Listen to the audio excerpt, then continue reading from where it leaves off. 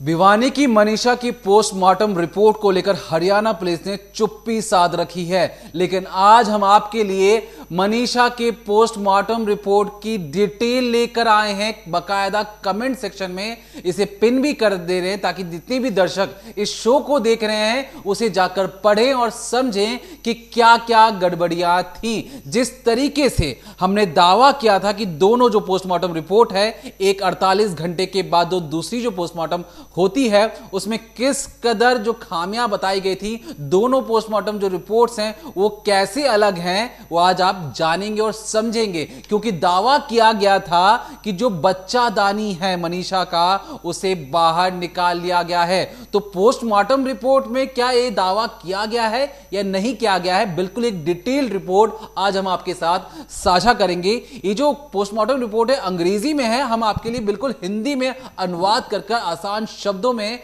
आपको समझाएंगे कि उस पोस्टमार्टम रिपोर्ट में क्या क्या चीजें लिखी हैं। ये पोस्टमार्टम रिपोर्ट जो पहला पन्ना जो आप अपनी स्क्रीन पर भी देख रहे हैं, ये 13 अगस्त 2025 का है। सिविल हॉस्पिटल भिवानी हरियाणा का, मतलब वहां के एक लोकल अस्पताल में लेकर जाया जाता है, जहां से ये जो पोस्टमार्टम रिपोर्ट जो आप अपनी स्क्रीन पे देख रहे हैं ये सामने आई है। क्या क्या बातें लिखी हैं ध्यान से सुनते जाइए। लाश के ऊपर घास, पत्ते और सड़े हुए टिश्यू चिपके हुए थे और बदबू आ रही थी, ये पहली फाइंडिंग थी। शरीर पर जगह जगह मक्खियों के अंडे मौजूद थे। खोपड़ी और त्वचा पर काले धब्बे पड़ चुके थे। चेहरे की जो संरचना थी, मतलब चेहरे की जो बनावट थी, नाक आंख के जो सॉकेट थे वो पूरी तरीके से गायब थे, मतलब आंख अंदर नहीं थी। गर्दन की संरचना और हड्डियां सड़ने की वजह से खराब हो चुकी थी। त्वचा जगह जगह छिली हुई थी, ऐसा लग रहा था मानो नोची हुई हो। हाथ पैर आंशिक रूप से उसके जो खाल थे अलग हो गए थे, जो हाथ पैर की जो ऊपर वाली जो स्किन होती है वो अलग हो चुकी थी। पेट फूला हुआ था और जो प्राइवेट पार्ट्स में जितनी भी जगह बाल होते हैं वहां पर वो मौजूद थे।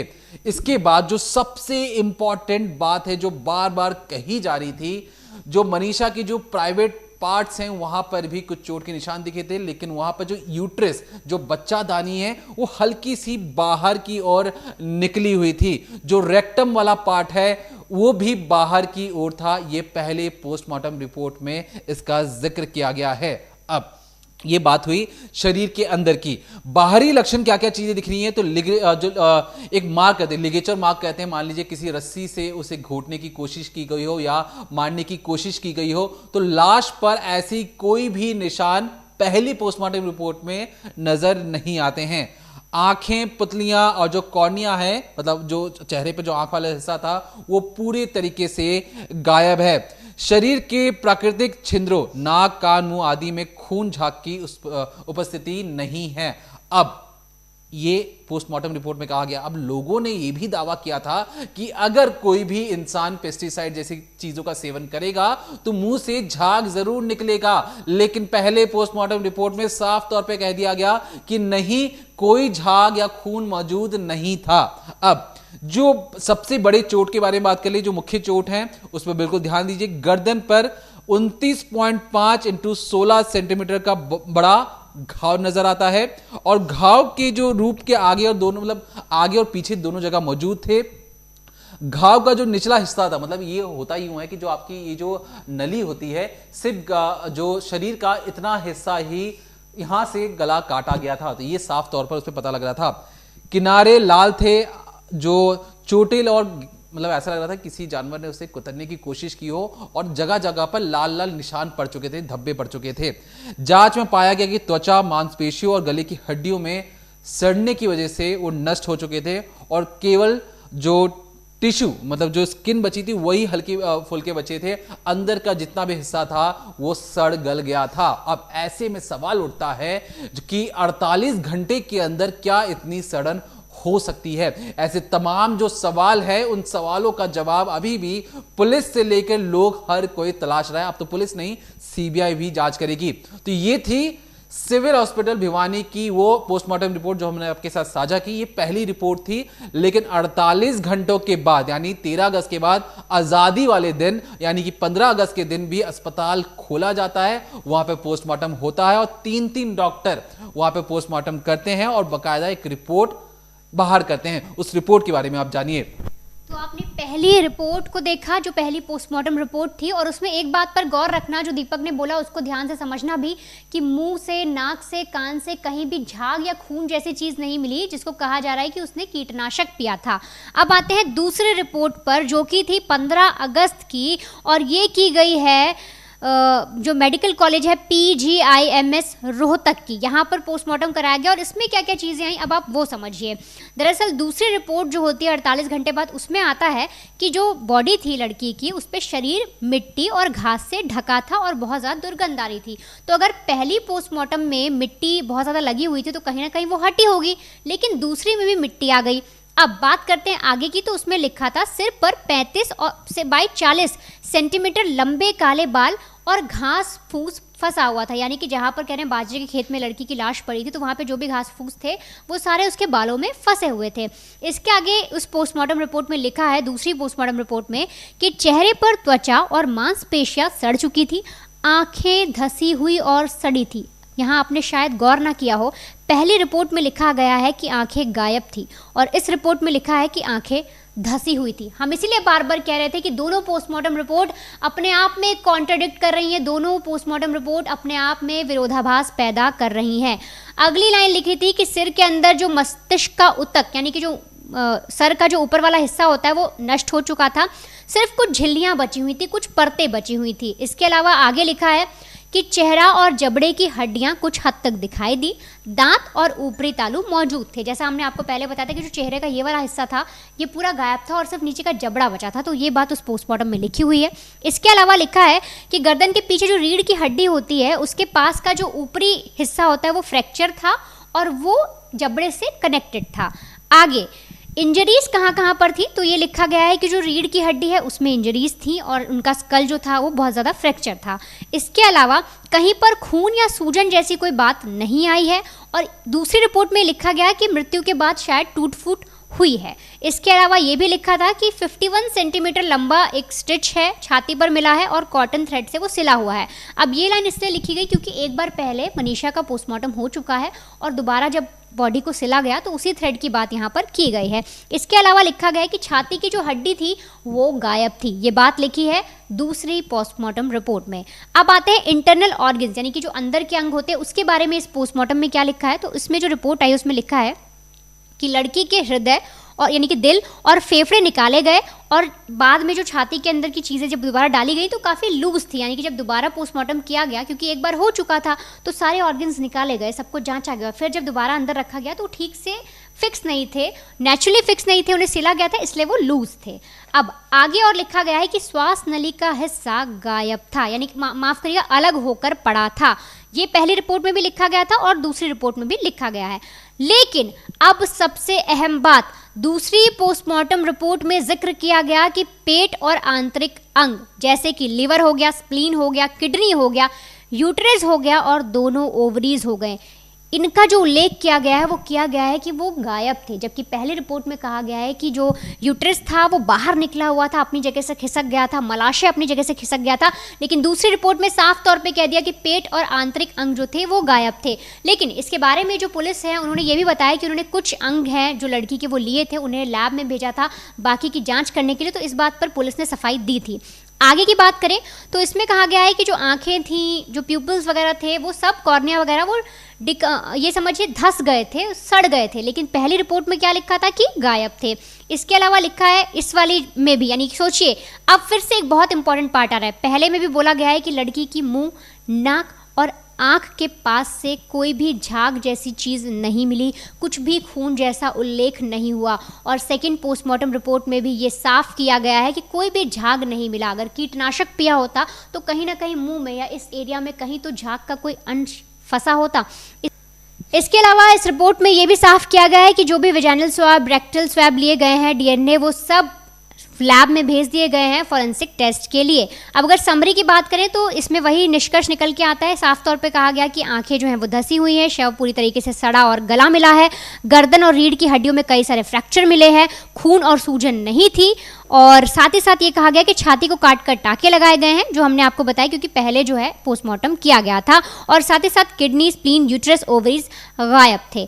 अब अगर दोनों ही पोस्टमार्टम रिपोर्ट की तुलना की जाए, निकाला जाए कि पहले में क्या चीज़ें मिस थी, दूसरे में क्या रह गई, तो अगर मैं आपको एक चीज़ बताऊं तो सबसे पहले जनरल कंडीशन के बारे में समझते हैं कि दोनों पोस्टमार्टम रिपोर्ट में बॉडीज़ को कैसे एक्सप्लेन किया गया है, क्या बताया गया है। मनीषा की बॉडी जब पोस्टमार्टम के लिए पहुंची तो किस स्थिति में थी।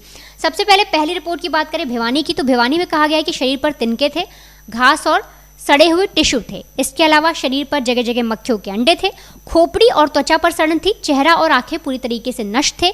इसके अलावा गर्दन की संरचना और सड़न से खत्म, मतलब कि गर्दन का जो पीछे का हिस्सा होता है, जो ये हड्डी होती है, ये भी खराब थी और सड़ने से नष्ट हो गई थी। इसके अलावा जो हाथ पैर थे वो भी डिजॉल्व, मतलब कि जो हमने आपको पहले बताया था सड़ और गल गए थे, यानी कि उनके कहने का मतलब जो हाथ का हिस्सा है, जो पैर का हिस्सा है, वो भी सड़े गले मिले हुए थे। पेट फूला था और यूट्रस और रेक्टम, जैसा कि दीपक ने बताया था, वो बाहर था। लेकिन दूसरी रिपोर्ट में कहा गया कि शरीर मिट्टी, ये घास से ढका हुआ था। सिर पर 35 से 40 सेंटीमीटर लंबे बाल जो थे वो मौजूद थे। चेहरा, नाक, कान, ये जो सारी चीज़ें थी धसी हुई थी, गायब नहीं हुई थी। दूसरे में ये मेंशन किया गया। अगली बात कही गई कि गर्दन, त्वचा और सॉफ्ट टिश्यू के बैंड से जुड़ी हुई ये जो हड्डी, मैं आपको बार बार बता रही हूँ, पीछे जो रीढ़ की हड्डी होती है, जो आपके गले से जुड़ी होती है, पीछे से शुरू होती है, यहाँ तक लगती है, ये मौजूद थी कहा जा रहा है, लेकिन आगे का हिस्सा उसका गायब था। इसके अलावा इसमें फिर से वही बात लिखी गई कि छाती जो है वो काट कर खोली गई थी, फेफड़े निकले हुए थे और ठीक से अंदर नहीं रखे पाए गए। और वही बात किडनी, स्प्लीन, यूट्रस, अंडाशय, ये सब गायब था। अब अगर चोट और इंजरीज की बात करें, इंजरीज के बारे में अगर बात करने की कोशिश करें और समझने की कोशिश करें कि क्या क्या डिफरेंसेस पाए गए दोनों रिपोर्ट्स में, तो भिवानी में ये हुआ कि जैसे कि बोलते हैं कि एक मार्क होता है कि अगर कोई आपका गला घोट रहा है या किसी चीज़ से किसी को कसने की कोशिश की जाए तो वो जो मार्क लगते हैं, तो इसमें बात किया गया 29.5 इंटू 16 सेंटीमीटर चौड़ा एक प्रॉपर घाव था उनकी गले के पास और कुतरने के निशान थे। और साथ ही साथ ये पता लग रहा था गले का पूरा हिस्सा जो है सड़कर नष्ट हो गया है। लेकिन जो दूसरी रिपोर्ट आई थी उसमें ये बताया गया था कि सिर्फ फ्रैक्चर है, यहाँ पर नष्ट जैसी कोई चीज़ नहीं थी। पहले में बता दिया गया कि ये वाला पार्ट बहुत ज़्यादा सड़ गया है, गल गया है और नष्ट हो गया, लेकिन दूसरे में आता है कि ये पूरी जुड़ाव है शरीर, जबड़े के साथ और सिर के साथ, लेकिन नष्ट नहीं हुआ, टूट फूट है। तो ये साफ तौर पे देखने को मिला कि दोनों किस तरह से कॉन्ट्रडिक्ट कर रही हैं अपनी बात में। अगली, अगर इंटरनल ऑर्गन्स की बात करें कि इंटरनल ऑर्गन्स में क्या प्रॉब्लम थी, दोनों में क्या क्या अलग अलग चीज़ें आई दोनों रिपोर्ट्स में, तो अगर भिवानी की बात करें तो उसमें लिखा था कि सिर्फ यूट्रस जो होता है और रेक्टम जो होता है वो आंशिक रूप से बाहर निकले हुए थे। आंशिक रूप से बाहर निकलने का मतलब अपनी जगह से थोड़े से खिसक गए थे और नीचे आ गए थे, मतलब जहाँ पर उनका स्टेट होता है जहाँ रहने का, वो उससे नीचे खिसक कर आ गए थे। लेकिन अगर हम रोहतक की बात करें, जो रोहतक में दूसरा पोस्टमार्टम किया गया, उसमें लिखा था कि दिल और फेफड़े सिले हुए अंदर पाए गए, किडनी, स्प्लीन, यूट्रस और ओवरीज गायब है, और पेट, आंत, ये मतलब जो पेट और आंत की चीज़ें थी उसका प्रॉपर एक्सप्लेनेशन दिया गया है कि किस तरह से उनका पोस्टमार्टम किया गया, फिर उन्हें वापस रखा गया। इसके बाद और भी कुछ चीज़ें हैं, अब आप वो जानिए कि और क्या डिफरेंसेस और समरी क्या है। अगर कंक्लूजन पर आप निकलिए, क्योंकि आप भी जब पोस्टमार्टम रिपोर्ट पढ़ेंगे और समझेंगे तो आपको बहुत सी चीज़ें पता लगेंगी। बहुत सारे दावे किए जा रहे थे कि ये कमी है, ये कमी निकल कर आई, तो वो कौन कौन सी चीज़ें हैं और किस तरह से अब फिर से सवाल उठता है हरियाणा पुलिस पर। हालांकि जो जांच है अब सीबीआई करेगी, लेकिन जिस तरह से आज हरियाणा पुलिस ने आकर एक कॉन्फ्रेंस की, कॉन्फ्रेंस में अपने हिसाब से जो जवाब दिए, वो कैसे, अगर वो इस पोस्टमार्टम रिपोर्ट पर बात कर लेते और सारी चीज़ें साफ कर देते तो कहानी कहीं ना कहीं बदल सकती थी। लेकिन अब भी सवाल जो है ज्यों का त्यों है, क्योंकि जो लड़की की पोस्टमार्टम रिपोर्ट है दोनों, वो आपस में मेल नहीं खा रही और तीसरी पोस्टमार्टम रिपोर्ट का इंतजार है। हमने पहले भी कहा था कि जब भी पोस्टमार्टम होता है उसमें शरीर को चीरा जाता है, उसमें से जो अंग बाहर निकाले जाते हैं, एक एक अंगों का टेस्ट किया जाता है, और क्योंकि बॉडी वापस सौंपनी होती है परिवार वालों को, तो लाश के जितने भी हिस्से जो निकाले जाते हैं, इंटरनल ऑर्गन्स, उसे दोबारा पैक किया जाता है, सीला जाता है, फिर उन्हें दे दिया जाता है। अब सोचिए, एक ही बॉडी के अगर 3 बार पोस्टमार्टम हो जाए, दूसरी बार जब पोस्टमार्टम हुआ तो उसमें जो रोहतक के जो अस्पताल थे वो बकायदा ये कह रहे थे कि जो शरीर के अंगों को निकाला गया वो ठीक से रखा नहीं गया था, क्योंकि वो दिख रहा था। जब उन्होंने खोल के देखा तो दिल की ऐसे ठूस के जैसे रख दिया जाता है, दिल पेट ऐसे दबा के अंदर रख दिया गया हो, फिर से सिलकर वापस कर दिया। अब सोचिए, सिविल अस्पताल ने पहले खोला, फिर रोहतक के अस्पताल ने खोला, अब लाश को एम्स दिल्ली पहुंचते पहुंचते 7 दिन हो चुके थे, और उस लाश के तीसरी बार भी कुछ इसी तरीके से दोबारा तीसरी बार भी उसका पोस्टमार्टम किया गया। अब क्या निकलेगा क्या नहीं निकलेगा एम्स के जो अस्पताल से, लेकिन अब जानिए कि जो रोहतक का अस्पताल था और जो सिविल अस्पताल था उन्होंने पोस्टमार्टम में क्या अंतर थी। तो मैं समराइज आपको करके बताने की कोशिश कर रहा हूं। जो भिवानी की जो सिविल अस्पताल की जो रिपोर्ट थी वो सिर्फ और सिर्फ सड़न, घाव और मिसिंग पार्ट्स के बारे में बात कर रहा था, ज्यादा कोई डिटेल्स थे नहीं। तो वहीं पर जो रोहतक की जो अस्पताल थी, क्योंकि हंगामा शुरू हो चुका था, तो उन्होंने बकायदा बहुत सारी चीजें बताई। आंतरिक अंग गायब थे, हड्डियां, सर्जिकल से इंसिजन, मतलब कहीं पे वो जब सिलने की बात होती है तो उसकी बात कही गई थी। फ्रैक्चर्स का भी विवरण दिया गया था रोहतक के अस्पताल में, जो 48 घंटे के बाद हुई थी। अब यहां पर आते हैं कि रोहतक की जो उसमें जो बातें कही गई थी कि उन्होंने कहा था कि जो ऑर्गन्स को बाहर निकाला गया है उसे दोबारा सिलकर चीजें रखी गई हैं, तो इसका बात का उल्लेख है। लेकिन भिवानी जो रिपोर्ट है उसमें तो उन्होंने पोस्टमार्टम शुरुआत तौर पे की थी और बिल्कुल ऐसा मतलब सतही तौर पर और रिपोर्ट को पेश कर दिया गया था। रोहतक में एक खास बात जो बार बार रिपोर्टर्स के द्वारा, परिवार के द्वारा, खुद पुलिस वालों ने भी कहा कि किडनी, विट्रस, ओवरीज ये सारी चीजें गायब थी। तो बाद में पता लगा कि कुछ हिस्सों को तो वहां भेजा गया है फॉरेंसिक के टेस्ट के लिए। लेकिन भिवानी में साफ तौर पर जो शुरुआत में जब पहली बार जब लाश आती है, जिस दिन लाश मिली थी उसी दिन पोस्टमार्टम हुआ था, तो उसमें यूट्रस और रेक्टम के अपने मूल जगह जहां पे उनको मौजूद होना चाहिए वहां से वो बाहर की ओर थे। तो इस बात की रिपोर्ट कही गई है और बकायदा भिवानी की रिपोर्ट में एक बड़े घाव का जिक्र था, लेकिन जो रोहतक की रिपोर्ट है उसमें फ्रैक्चर और सिलने की बात कही गई थी। तो कोशिश हमारी यही थी कि मनीषा के केस में जो तमाम जो दावे किए जा रहे थे पोस्टमार्टम की रिपोर्ट को लेकर, तो हमने आपके लिए एक पोस्टमार्टम रिपोर्ट लेकर आए हैं एक जुगाड़ से, और किसी भी तरीके से आपको दिखाकर समझाना चाहते हैं कि दोनों अस्पतालों की पोस्टमार्टम रिपोर्ट में कितना बड़ा अंतर है। तो आप इस पोस्टमार्टम रिपोर्ट को जाकर कमेंट सेक्शन में देख भी सकते हैं, समझ भी सकते हैं। अंग्रेजी में था हमने आपको, और थोड़ी सी साइंस वाली बातें या जो बायोलॉजी वाली बातें रहती है तो हमने उसको आपके लिए सिंप्लीफाई कर दिया ताकि आप उसे आसान शब्दों में समझ भी सके। तो फिलहाल के लिए इतना ही, देखते रहिए क्राइम तक।